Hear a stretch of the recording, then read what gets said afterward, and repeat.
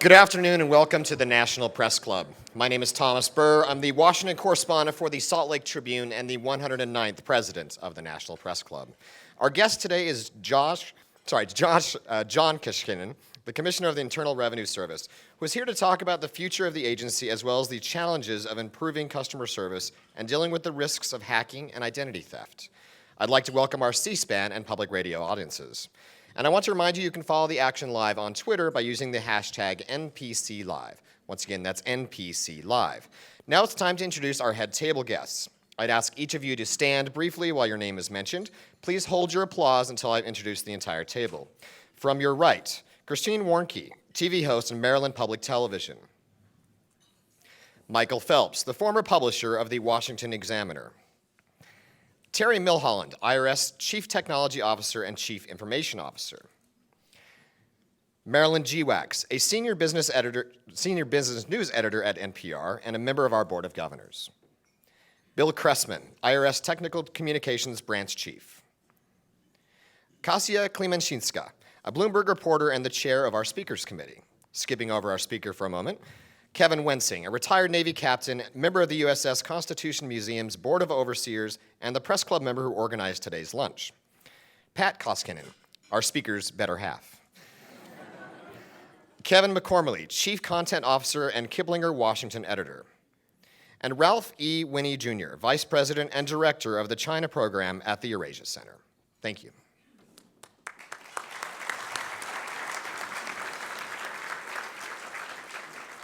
Welcome to tax season. Americans now have 3 weeks, 10 hours, and 58 minutes to get their federal returns filed. But who's counting? For our speaker, every day is tax day. John Koskinen is the Commissioner of the Internal Revenue Service, where he oversees the collection of more than $3 trillion each year in individual, corporate, employment, gift, and estate taxes. It seems that every tax season generates a headline or two, just a two. This year, they include the IRS's concerns about scammers who telephone or email taxpayers to ask for identifying information, something Koskinen says the IRS would never do. And a presidential nominee contender has claimed the IRS has audited his returns for at least 12 years because he is, quote, a Christian. Last fall, a resolution calling for Koskinen's impeachment was introduced in the House. It accused him of obstructing the congressional investigation into allegations that the IRS targeted some conservative groups before the 2010 and 2012 elections. The Judiciary Committee has taken no action on the resolution, and the Treasury Secretary has vigorously defended Koskinen. Our guest is the 48th IRS Commissioner. His career has included positions as the President of the U.S. Soccer Foundation, Deputy Mayor and Administrator of the District of Columbia, Acting CEO of Freddie Mac, and Chairman of the President's Y2K Council. He was also in the private sector for 2 decades. No amount of IRS trouble is going to put John Koskinen in a bad mood this week. He is a super fan of the Duke basketball team in the NCAA Final Four this weekend. Ladies and gentlemen, please extend a warm National Press Club welcome to John Koskinen.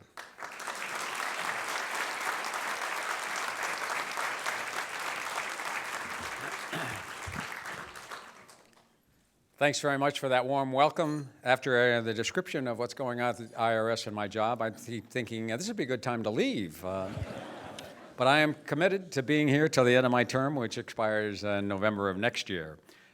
It's always fun to come. I really do appreciate being invited back to speak here in the middle of tax season. You've already heard our public service announcement that the end is near. So we hope all of you have filed. I'm also always intrigued with the desserts. I actually exchanged my cookie because I had the pig. And I just didn't think that was appropriate. Much more appropriate was I have the dollars. But I also appreciate being here during March Madness because if I weren't speaking here today, I'd be spending a lot of money trying to figure out how to get to Anaheim for a particular game tonight that shall remain otherwise nameless.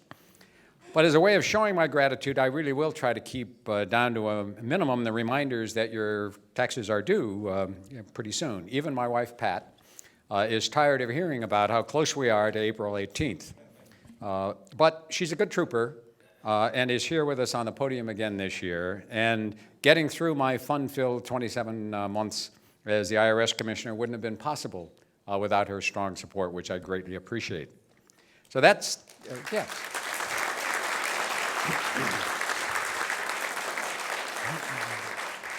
And I never dispute the notion that she is indeed the better half of this partnership.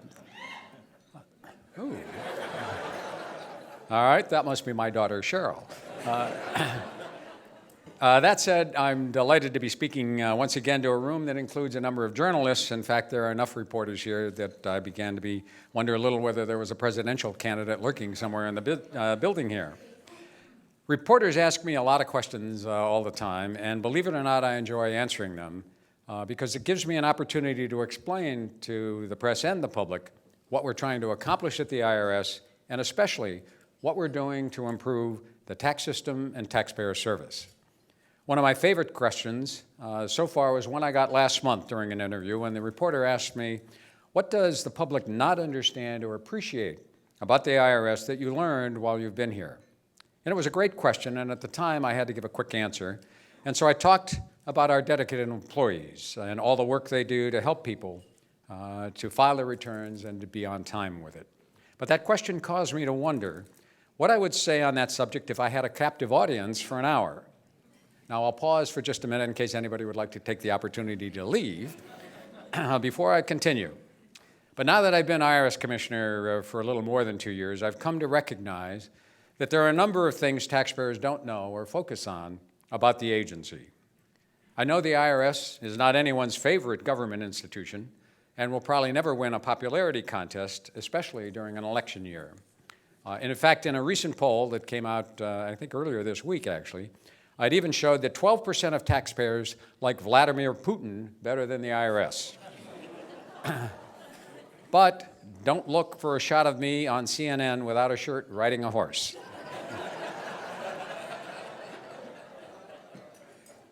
Obviously, we're the nation's tax collector, but that's not the whole picture.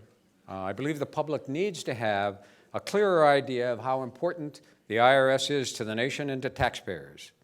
People also need to know the challenges we face in moving our agency into the future. In other words, I wish everyone could see firsthand the IRS that I see and have come to know and appreciate over this time of my tenure. First, let me begin where I was during the interview, focusing on our workforce. In all of my years of leading organizations in the public and private sectors, I can honestly say that no group of people I've worked with has been more dedicated to their mission than the employees of the Internal Revenue Service. I've also been amazed by the number of people who have spent entire careers serving the public as IRS employees. Let me give you one example. When I went to visit our Detroit office a while back, I met Angelo Francassa, a revenue agent who was retiring after 60 years with the agency, 60 years of service. I asked Angelo if the IRS had violated child labor laws when we hired him, and he assured me he was older than 10 years old when he started. But then I asked him why he didn't retire when he was eligible 20 years earlier. And he said that he liked his job at the IRS so much that he wanted to keep working because he really believed in public service. And that, to me, was a great indication of dedication. But we see this across the IRS. When people come to work at the agency, they want to stay because they love their work and the opportunity to provide service to the nation. Another employee I want to mention is sitting here at our head table. You already heard him introduced, Bill Cressman, who's been with the IRS for 40 years. Bill's a good example of people we often see at the IRS who come into the agency and then develop careers eventually doing something very different than they did when they first started out. Bill began by, quote, carrying the bag, which at the IRS is shorthand for working in the field as a revenue officer. These are the people who actually collect past due taxes. Bill's career path eventually led him into our communications area, where he is a whiz now at putting technical tax information into plain English for taxpayers. He's scheduled to retire in June, and I'm delighted to have the opportunity to thank him here and to honor him for his service to the IRS and to the nation.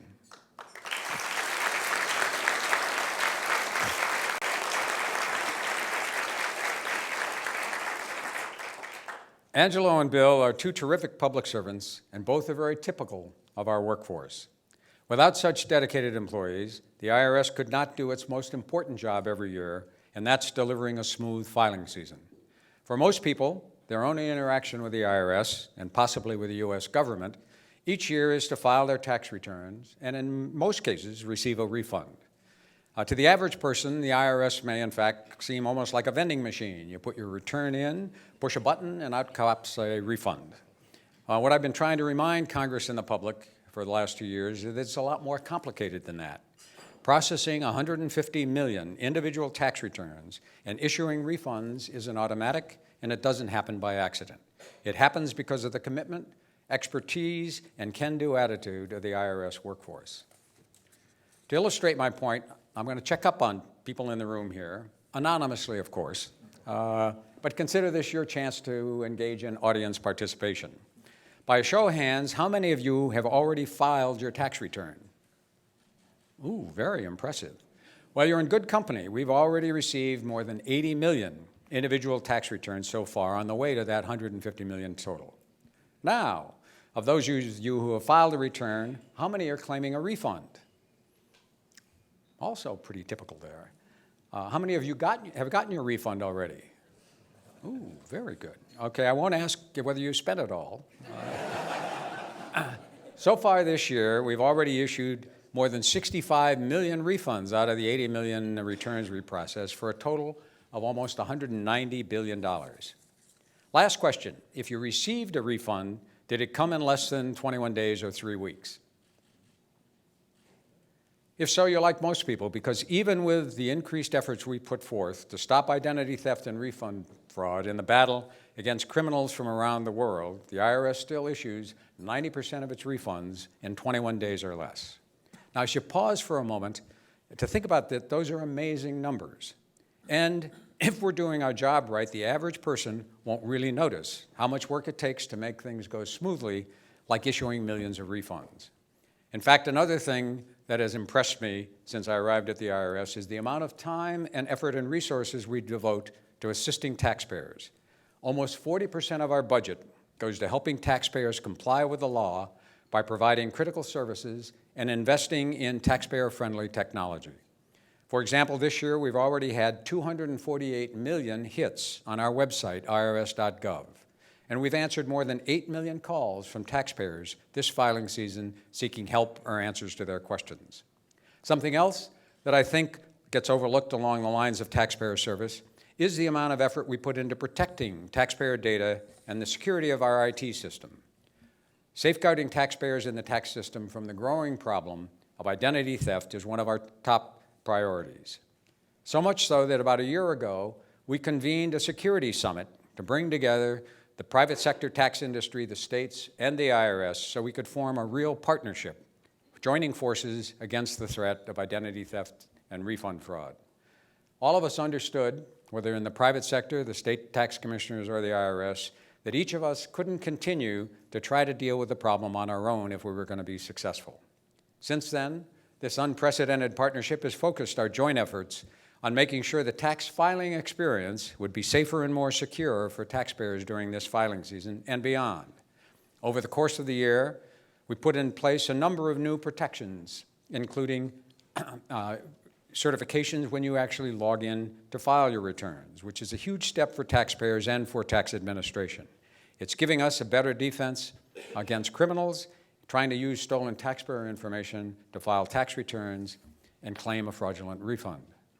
Because of these new procedures, those of you who have already filed with tax software may have noticed there were new sign-in requirements to access your account.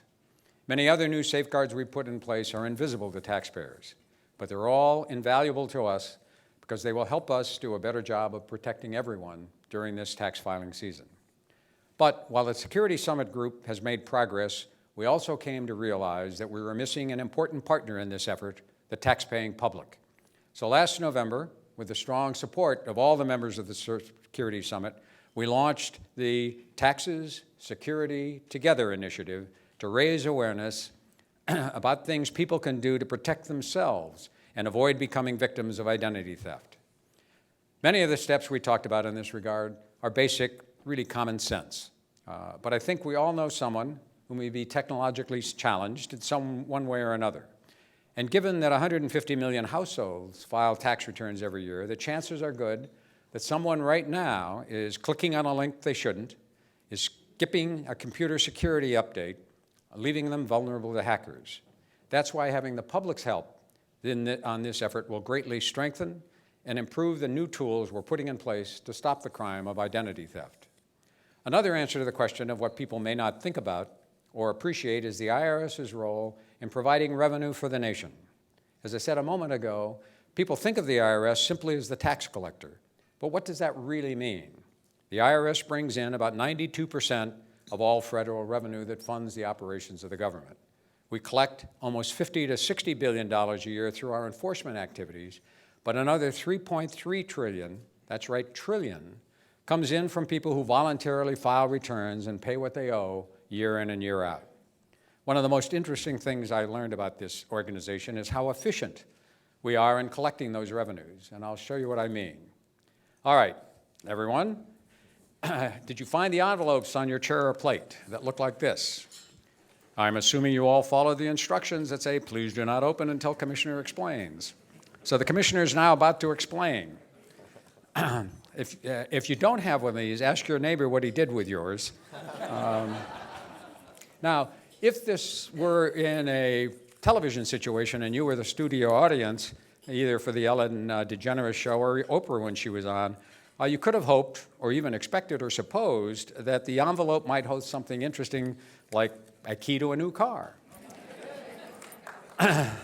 Well, you got to remember this is the IRS we're talking about, so nobody should get their hopes up. But if you've opened your envelope, everybody opened their envelope, what did you see? Well, 35 cents. That's not even enough to mail a letter these days. My 35 cents shine, actually.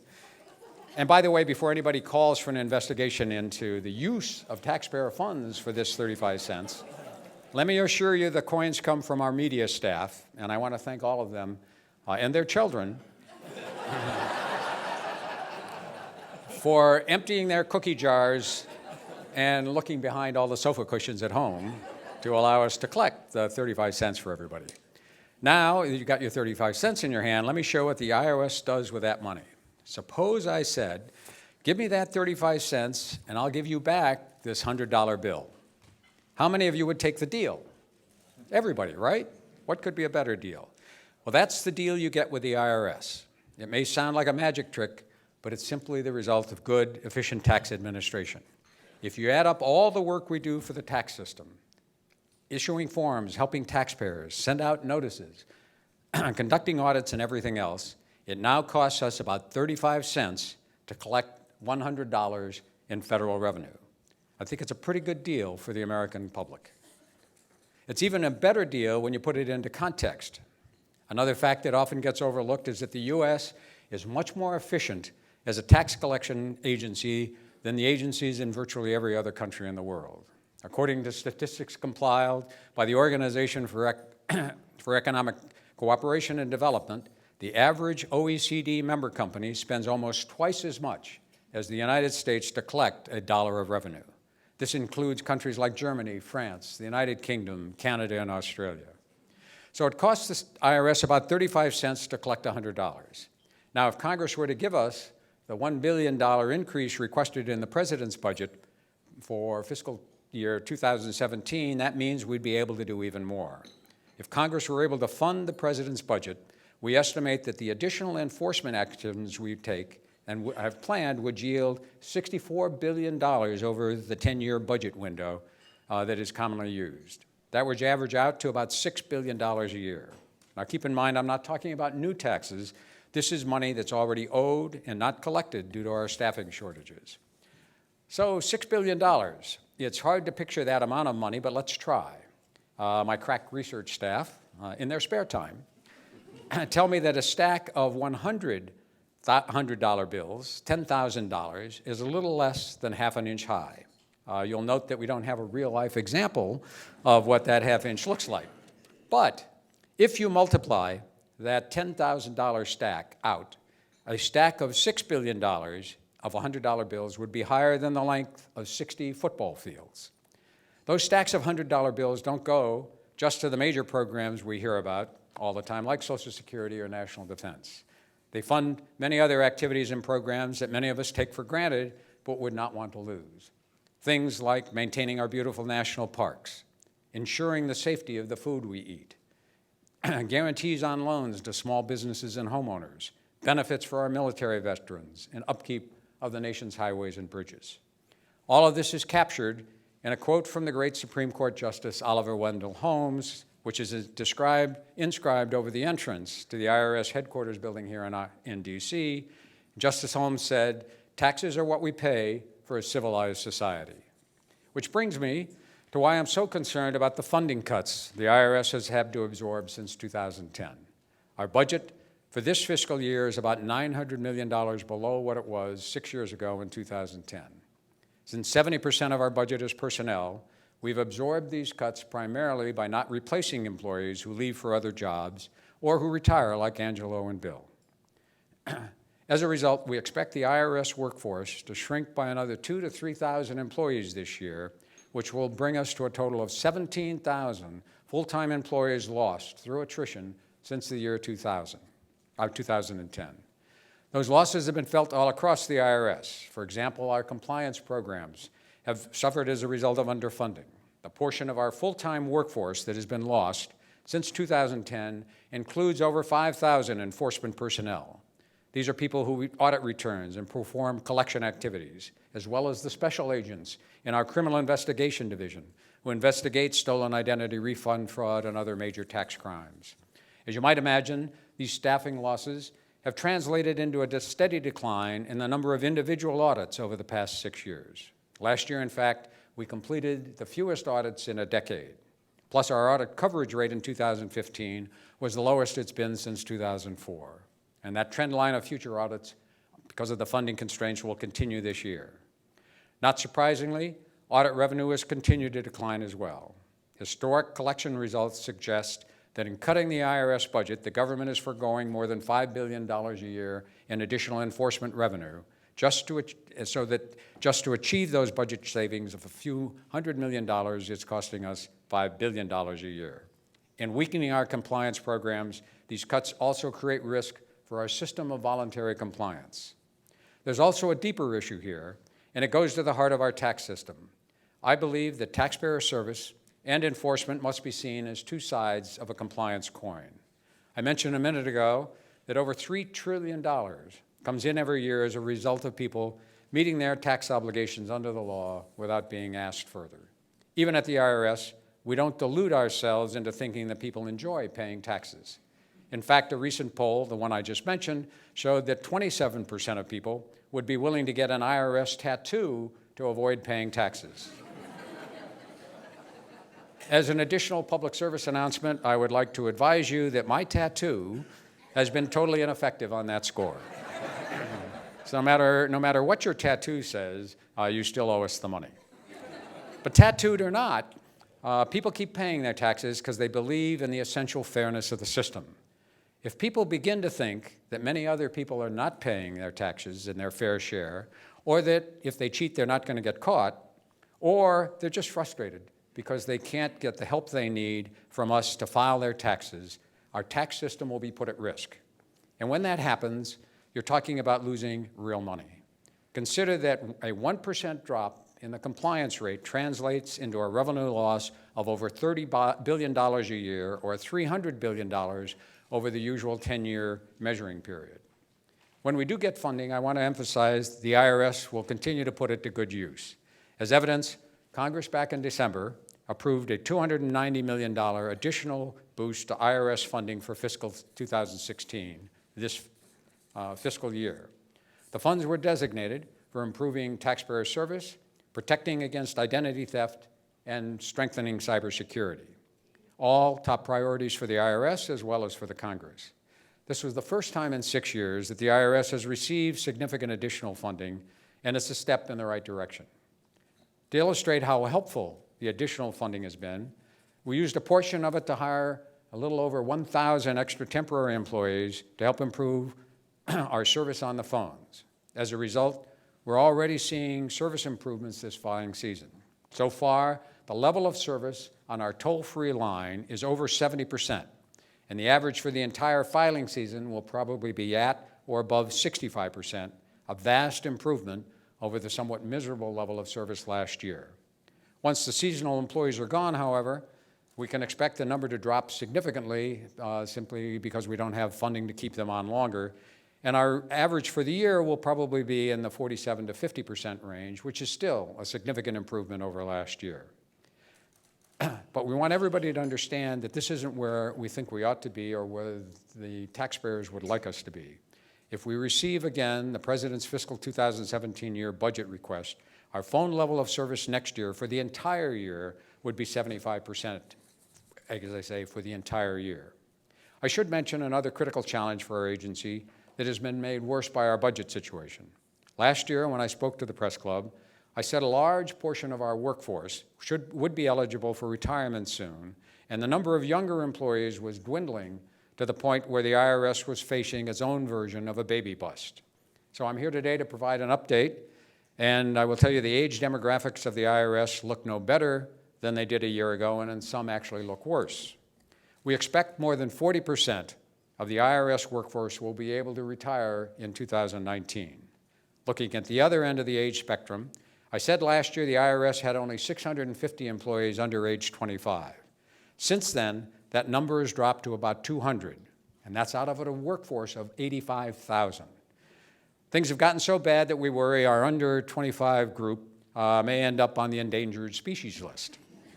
But, and especially for those, on behalf of those for whom age 25 is a bit of a foggy memory, let me say that I know how important it is for any organization to have older workers with their experience and institutional knowledge. So the fact that our agency skews a little older is not the problem. What I worry about is if we don't have enough young workers in the pipeline, the IRS will have great difficulty developing the next group of leaders it needs 5 or 10 years down the road. Ultimately, continued underfunding of the IRS threatens to erode its effectiveness. My concern is that we're getting dangerously close to that point. And at a minimum, I don't want anyone to say, after my term is over, that they didn't understand the seriousness of the situation. They can continue to ignore it if they so choose, but at least they won't be able to say that they weren't warned. But I don't want to give anyone the impression we're trying to go back in time. It's important for people to understand that our goal isn't to get enough funding to perform the way we did in 2010 with the same number of employees. We're not going to build the IRS back to that stage, although it's clear we do need more staff. What we need to be doing and what we are doing is looking forward to a new, improved way of doing business. If you attended last year's luncheon or tuned into C-SPAN, you heard me talk about our intention to move the IRS forward into the future and to improve the taxpayer experience. This is driven in part by business needs. Consider that it costs $40 to $60 to provide assistance to a taxpayer in person and less than $1 to provide that assistance online. So we have to take a fresh look at how we provide the best possible taxpayer experience in response to taxpayer expectations and demands while not losing sight of providing one-on-one help for people who need it or desire it. What we're talking about is a new but natural outgrowth of modernization made to our business systems over many years. Modernizations that I might add are mostly invisible to the average taxpayer, but have revolutionized their interactions with the Internal Revenue Service. A great example of this is the Customer Account Data Engine, or CADE-2 as it's known, the first phase of which was put in place a few years ago. CADE-2 now allows us to process taxpayer account information daily instead of on a weekly basis, so we're generating faster refunds, notices, and account updates for better customer service. We converted the old master file data stored on our tape drives with 250 million individual taxpayer accounts and more than 1.2 billion individual tax modules to a modernized and secure so-called rational database for taxpayer accounts and data models. This is transforming tax administration and paving the way for new digital self-services for taxpayers. But don't take my word for how important CADE-2 is. The GAO was so impressed with its development that it removed our business systems modernization program from its high-risk list a couple years ago, citing CADE-2 as the reason. We'd been on that high-risk list since 1995, and many insiders at the agency thought we'd never be removed from it and get off. Another major advance was modernized e-file. With this system, we can process tax returns electronically in near real time. So we can accept a return, send out an acknowledgement much faster than we ever were able to do in the past. And the numbers are amazing. To give you an idea, on our busiest day thus far, earlier in the filing season, our systems accepted 4.4 million tax returns, with nearly 450,000 accepted in 1 hour at the peak. That's 125 returns accepted every second. Changes like this don't come about without the expertise and know-how to make them happen. In our case, we were fortunate to have the guiding hand of our Chief Technology Officer, whom you've already met, Terry Mulholland, who is here with us today. Terry came to us in 2010 after a distinguished career in the private sector. In 6 years with the IRS, Terry has overseen not only CADE 2 and modernized e-file, but many other critical IT projects as well. In fact, it's fair to say we've had a renaissance in our information technology because of his leadership. Terry, I'm delighted to be able to salute you and your team here today for your infinite patience and dedication in meeting the never-ending challenge of improving our IT systems even in the face of ongoing funding costs. Thank you, Terry.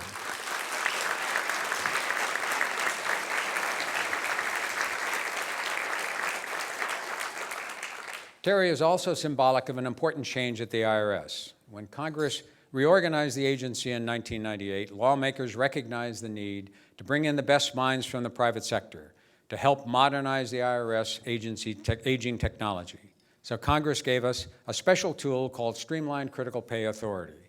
The most significant part of that authority is that it lets us recruit and hire technical and talented IT experts as if we were a private sector company. Otherwise, we have to tell a great candidate, we really want to hire you, and if you'll just sit still for 3 to 6 months while we process you through the government hiring system, we can make this all work. Needless to say, IT experts, particularly cyber experts, and those interested in and expert at online services have a lot of competing opportunities that don't come with those limitations or challenges. Unfortunately, the Special Hiring Authority expired at the end of fiscal year 2013. The loss of that authority seriously harms our ability to recruit the best IT and cybersecurity talent out there. More immediately, 10 of the last 14 people on this authority are senior IT executives who turn into pumpkins by this time next year when their 4-year terms under the authority run out. In fact, Terry himself, his term will expire in a little over 3 months if the authority is not renewed, and one of our key cybersecurity directors just accepted another position outside the government rather than to wait to see what happens. This has real-world implications for the IRS and the government, because the IRS has one of the largest and most sensitive databases in the world. If Congress wants to help taxpayers, one of the best things it could do is renew this special hiring authority. Our next step on the journey into the future is to improve our operations to the point where taxpayers can do business with the IRS online in a manner, as I've said, that's fast, secure, and convenient. However, as we improve the online experience, we understand the responsibility we have to serve the needs of all taxpayers, whatever their age or income or station in life. We recognize there will always be taxpayers who do not have access to the digital economy or simply prefer not to conduct their transactions with the IRS online. We remain committed and dedicated to providing the services all taxpayers need in whatever channel or form of communication they desire. For example, while we will continue to offer more web-based services, taxpayers will always be able to call our toll-free helplines or obtain in-person assistance if that's what they prefer. In fact, improving the online experience for those who want to deal with us that way will free up resources to make it easier for those who want to call us or visit us in person to obtain help. In building toward this improved online experience for taxpayers, one of our biggest challenges will be making sure taxpayers' online accounts are properly protected. Our concern is that cyber criminals are becoming increasingly sophisticated and global in their activities. They continually find new methods of stealing personal information and gain access to even more sensitive data than in the past on a regular basis. For that reason, we will need to ensure our authentication protocols become more sophisticated. For authentication, we're moving beyond asking for information that used to be only known to individuals, but now, in many cases, is readily available to criminal organizations that have stolen it from other sources. And I would note that those sources are outside of the Internal Revenue Service. But there's a delicate balance here. We need to provide the strongest possible authentication processes that protect taxpayer data without making it almost impossible for legitimate taxpayers to safely access their own data and the new IRS services online. So as you can see, there are interesting challenges, but it's an exciting journey we're on, especially if you're someone in the tax business. We believe the end result will be a more practical, effective, and efficient approach to tax administration, and the IRS will be able to do an even better job of helping people meet their obligations quickly and easily. So that's our story. I know I speak for the entire IRS workforce when I say I look forward to continuing to improve our agency and the administration of the tax system. Finally, I'll leave you with one last public service announcement. If you haven't done your taxes yet, remember, April 18th will be here before you know it. So I began by saying that I enjoy answering questions, so I'm happy to answer as many as I can in the time remaining. Thank you.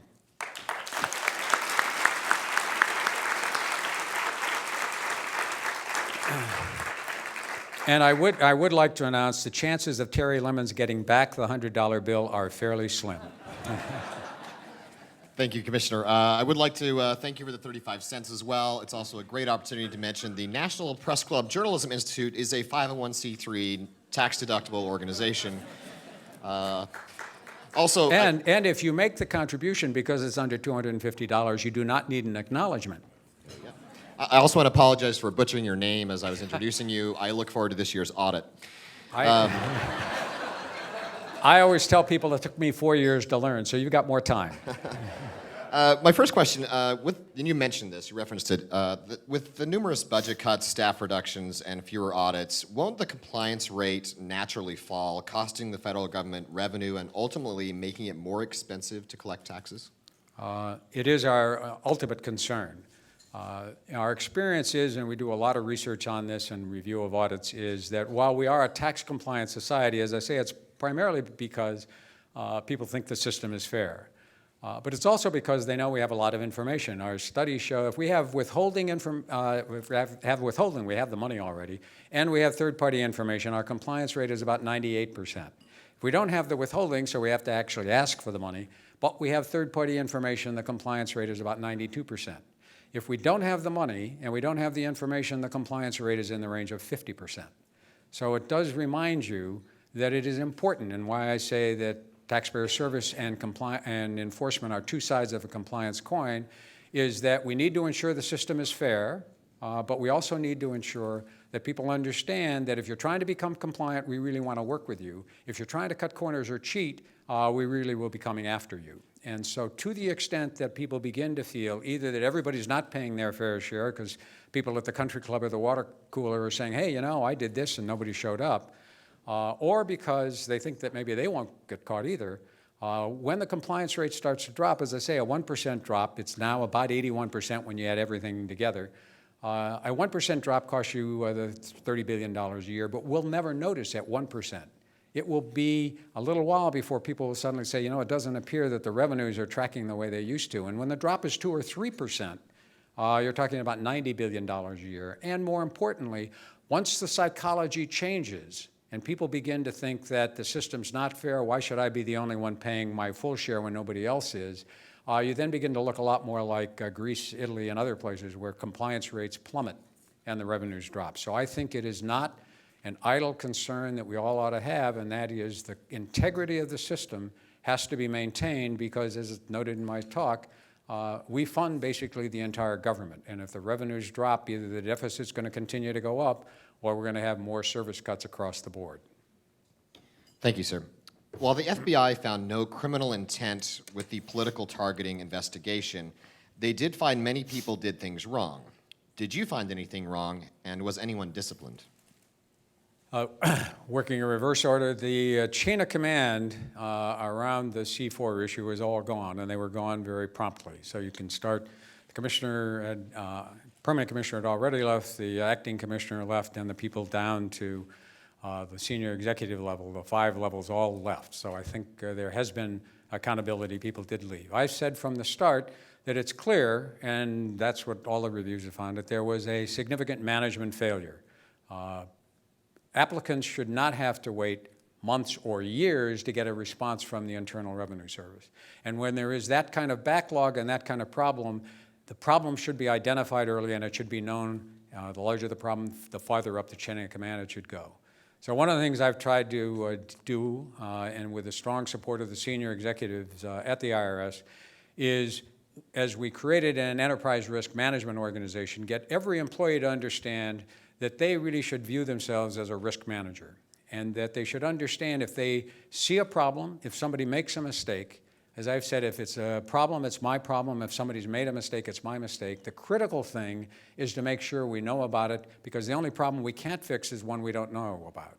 So as I said in my confirmation hearing 2.5 years ago, it would be terrific to say we'll never have a problem, nobody will ever make a mistake. But you've heard about the 150 million taxpayers we deal with. We still have 85,000 employees, and we have the world's most complicated tax code. So it's illusory to think we're never going to have a problem. The better standard of performance is if we have a problem or someone makes a mistake, we'll find it quickly, we'll fix it quickly, and we'll be transparent about it. And that's not what happened in the C4 situation. We've accepted all of the IG's recommendations. We've accepted all of the recommendations of the bipartisan report from the Senate Finance Committee, designed to ensure that that problem doesn't happen again. But a key factor going forward is for people to feel comfortable that bad news is good news, and that if they report a problem, report a mistake, our answer won't be who gets fired. Our answer will be let's fix it and try to make sure it doesn't happen again. You mentioned the complicated tax code. Do you think that tax reform could actually pass Congress? And what about the idea of a flat tax to make it easier for Americans to pay taxes? I always preface my answer about the tax code by saying tax policy is the domain of the Congress and the White House and the Treasury. We do tax administration. But as I tell people, the minute I tell you that, you know I'm about to start talking about tax policy. I just want to remind you it's not our domain. I have said from the start, from my experience as just an individual taxpayer and also in the 20 years I spent in the private sector, on corporate boards and running large companies, if we could simplify the tax code, it would be in everybody's interest.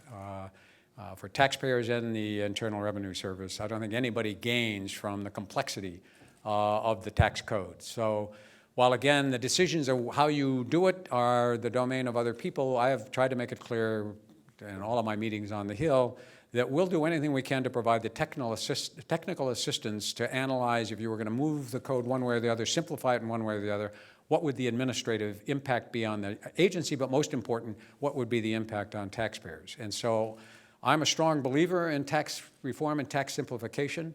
I think there is, interestingly enough, a growing coalition of people in the Congress and really around the country in favor of tax reform. Some people are looking at it primarily from the standpoint of international tax policy for corporations.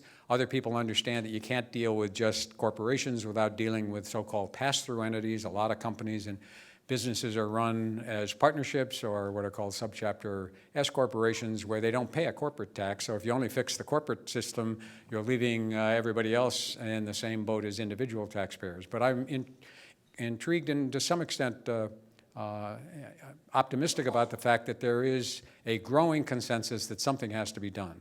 With regard to flat taxes, VAT taxes, doing away with various deductions one way or the other, as I say, those are policy issues that the Congress and the administration now and the next administration need to deal with. We are prepared to be supportive from the tax administration standpoint in any direction people want to go. Thank you, Commissioner. As you referenced in your speech, there are many cyber threats and scams out there today. How many millions of dollars are lost in fraudulent tax returns or refunds stolen from taxpayers each year? And what solutions is the IRS looking for? Figuring out exactly how much got out the door is kind of the famous what you don't know is what you don't know. Our estimates, GAO did a review with us a couple years ago, estimated that slightly over $5 billion was going out with fraudulent returns improperly.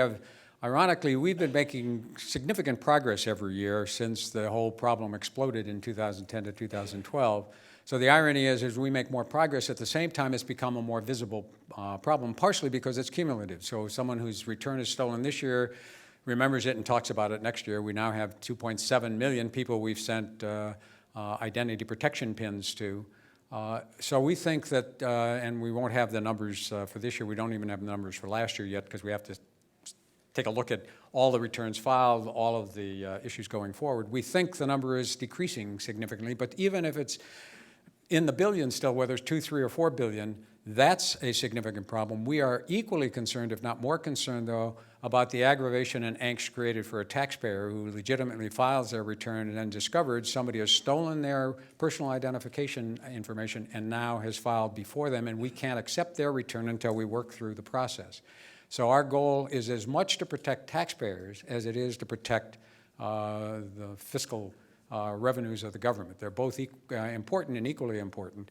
What we've put in place is, thanks to Terry and the systems we've been developing, we have now, depending on whom you ask and how you count them, well over almost 200 filters in our systems that look at every return to see what are the anomalies, what is it that we should stop. We stopped over 4 million suspicious returns last year as we go forward. But one of the reasons I reached out to the CEOs of all the tax preparers, the tax software developers, the payroll providers, and the state tax commissioners was, as I said, it's become clear that we have to get our arms around the entire system.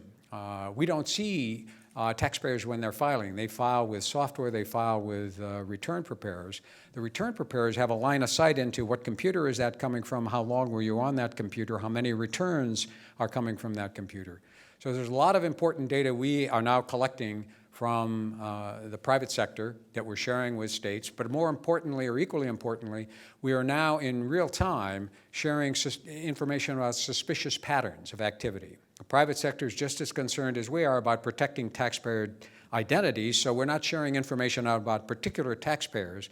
We are collecting information and sharing information about patterns of filing, suspicious concerns that we have, and we do that regularly now in a way that we've never done before. So it is important for us to continue to improve our filters and our systems. It's important for us to build upon that partnership. Interestingly enough, the private sector members of that partnership went beyond requesting and demanded that we make it permanent because it has worked so well, and we've agreed that we're going to do that. And as I've said, it was not a partnership where we're giving them instructions. It's a real partnership where we are jointly with the states trying to figure out what are the next steps. Our biggest challenge, and one of the discussions I'm having on the Hill, is our need for additional funding. Is we've gotten to be pretty good about responding and reacting to what the criminals are doing next. What we need to do, because they're not going away, is begin to be able to anticipate more, where are they going next? So that's why last summer we began to talk with our private sector partners about, as we get better at closing down our system, one of the logical next places for them to go was to, in fact, go and hack into and attack preparers. Because if they can't get data from us, if they could get the data from a preparer with 100 or 200 clients, they have all of that information. And sure enough, we've all been working together. They've been increasing their security, but we've had incidents and examples of preparers being hacked. The great thing about the partnership is as soon as anyone discovers that, either the preparer or in one case we had a state that said, this looks odd that we're getting strange refund requests from a single preparer, we were able to go back with the preparer and discover, to their surprise and dismay, they'd been hacked. But it meant we could protect all the other taxpayers in that account. We could, in fact, mark all of those accounts. So we need to be in a position where we can anticipate where people are going next. The reason criminals wanted to get into our Get Transcript application wasn't to get more data. They already had all the data they needed about individuals. They wanted to get your copy of last year's return, so when they file a fraudulent return this year, it would look more logical. It would track better, because they know our filters are getting more and more sophisticated at picking out the anomalies. The reason they were interested in trying to attack our IP PIN site was because as the IP PIN stopped returns, they were discovering that more and more returns were being stopped, so their next thought is, okay, how do we get at the IP pins? So one of the things that our partners brought to our attention had nothing to do with us directly, but we've been, for the last 2 or 3 months, warning private sector companies that one of the most recent phishing expeditions is for an email to go to the human capital or the payroll department looking like it's from the CEO saying, I need the following data and information on the following employees or all of the employees. And a number of companies have discovered that they've given away W-2 information and other information on their employees, thinking it went to the CEO, and instead it went to my pals in organized crime all around the world. So This has never been, and it certainly is not just an IRS problem. It's not a tax problem only. It is, in fact, a problem of the digital economy with criminals, well-funded, very sophisticated, and is in some ways like a video game. As you push it down here, it comes up over there. And as I say, we need to be more and more aggressive about anticipating how do we close them down at the next point of interface. Thank you. The IRS has had, speaking of which, the IRS has had some data breaches that have been publicly disclosed. Have all the data breaches been publicly disclosed? As I've said, one of the things we want to be is as transparent as we can, particularly because if there is ever an issue, we want to make sure individual taxpayers are aware of it. I would stress, because we use the words breach in a lot of different ways, there's not been a breach of the IRS data system. Terry's done a great job of protecting it, although we knock on wood because we are attacked over 1 million times a day. If you got a flash of light every time somebody attacked our system, it would just be a beam of light. There would be no break in it. So it's a serious problem, which we are dealing with seriously, and we've gotten, as I say, more funding from the Congress, and we need more funding. What we've had is very sophisticated criminals masquerading as taxpayers and getting more and more sophisticated about how they masquerade as a taxpayer to get access to particular applications. It doesn't get them access into our data system. And the reason they're doing, as I say, is trying to figure out how to get around our filters. The good news about those is that we were able to discover those. We had a bot attack on what are called e-file pins, where, again, the systems we've been able to put in place and the software allowed us to determine that we had that attack. And you could see it as we shut it down, moving from country to country as the attacks continue to come on. So it's an important question. Every time we've had one of those problems, and in fact, we've tried to respond to them quickly and publicly. Sometimes we get yelled at because, well, on Get Transcript, for instance, we saw the problem, we looked at it within last filing season and gave the numbers out. Then it turned out if you did more analysis of the year before, which the IG did, which we appreciated, there were another set of taxpayers affected. But our position has been we need to let people know as quickly as we can, even though we may not know the final numbers. If we wait until we know the final numbers, that's several months down the road, and we think we have an obligation to taxpayers as soon as we have the information to let them know. Treasury Secretary Lew has said he wants to limit inversions. Do you have any advice for him on how to do so? If we had any advice to him, we would have given it to him by now, obviously. Again, I think the Secretary has made it clear there's a limit to what the IRS and the Treasury Department can do under existing statutory authority. So the Treasury and the Secretary have made it clear that if we're going to deal with this problem effectively, we need legislation from the Hill. Ultimately, and it's one of the driving forces, if we're going to deal with the problem effectively, we really have to revise our tax code as it affects corporations who deal with internationally, which increasingly includes virtually everybody who's in business these days. They're either buying or selling or doing something internationally. So the Treasury has done everything they can. We're still looking at another step or two we can take. But it actually, to go further, we actually have to have legislation. This will be the fun question, or two. Ooh. Presidential candidate Senator Ted Cruz has said he would like to abolish the IRS. I know you probably don't want to weigh in on the presidential contest, but is that even possible? Could one abolish the IRS, and what repercussions would happen from that? Well, that position has evolved. I've said from the start what that represents, and there are other people talking about, what can we do, is a frustration with the complexity of the code and how difficult it is for individuals or corporations to work their way through. As I say, most people want to be compliant, whether it's out of fear of being caught or basically feeling it's a fair system and it is the price of democracy. But the more difficult you make it, the more complicated you make it, the less sense it makes. I mean, the estimate, the last one I saw, was that we spend 6 billion hours with individuals filing their taxes. And you thought, what constructive use could those 6 billion hours be put to if they didn't fight their way through the tax code? It's stunning to think about as we go. So clearly, something needs to be done. We haven't revised the tax code in a significant way or simplified it in 30 years. So when you get to the point then of, and there are proposals all over the place in the presidential primaries of what to do with the tax code and what to do with taxes, my sense has been that the idea of kind of abolishing it is shorthand for we got to fix the tax code. And then people talk about you could have flat taxes. The suggestion has been made, well, it'd be nice if everybody could fill out their return on a postcard or one page. And the answer was that certainly would be, but somebody, as I've said, still got to read the numbers to make sure they're right and call people up or collect the additional taxes if the numbers aren't quite right. And somebody's got to collect the $3.3 trillion. So as I said in response to the question after my speech last year here, if you want to call it something other than the IRS and that makes you feel better, that's okay with me.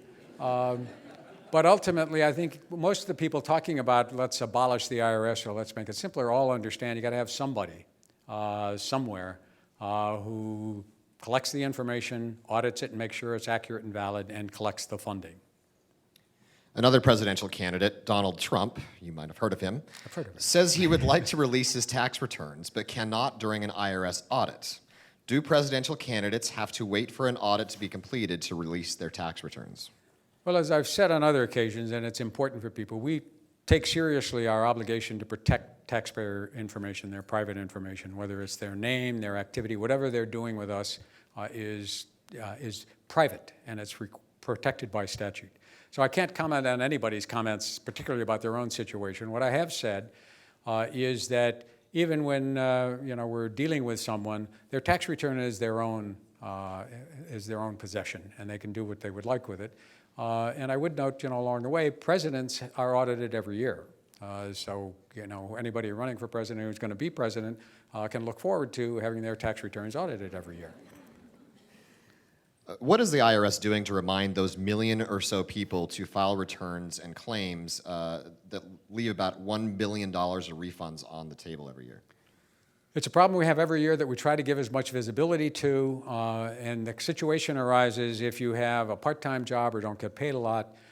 You may not have an obligation to file, but many people forget that they had withholding taxes paid, that money was withheld from their, even if they were making a very small amount, and they are eligible to file and get a refund. And as you know, there's a 3-year statute of limitations. You got 3 years to catch up with that.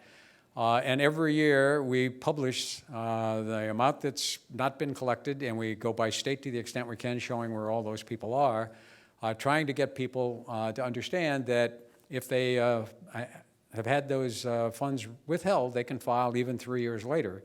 But just as you all are going to file by April 18th, or at least an extension, April 18th will be the end of the 3-year statute of limitations for those people, and we're doing the best we can to alert them to think back, even if you didn't file, did I work somewhere where they took taxes out of my pay? Thank you, sir. Before I ask the last question, I have a few announcements. A quick reminder, the National Press Club is the world's leading professional organization for journalists, and we fight for a free press worldwide. For more information about the club, please visit our website, www.press.org. I would also like to remind you about some upcoming programs. On Tuesday, the club's International Correspondence Committee will host a panel discussion on the challenges American journalists face in covering conflicts around the world. On April 1st, CNN security analyst Peter Bergen will discuss his new book, The United States of Jihad, Investigating America's Homegrown Terrorists. Now, I'd like to present our guest with the traditional National Press Club mug. Although I would like to say this is priceless, you should probably list it on your tax return. Or have somebody review it to make sure I can accept it. Last question. You earned your bachelor's degree at Duke, but you received your law degree. You received your law degree at Yale. Which team were you rooting for last weekend?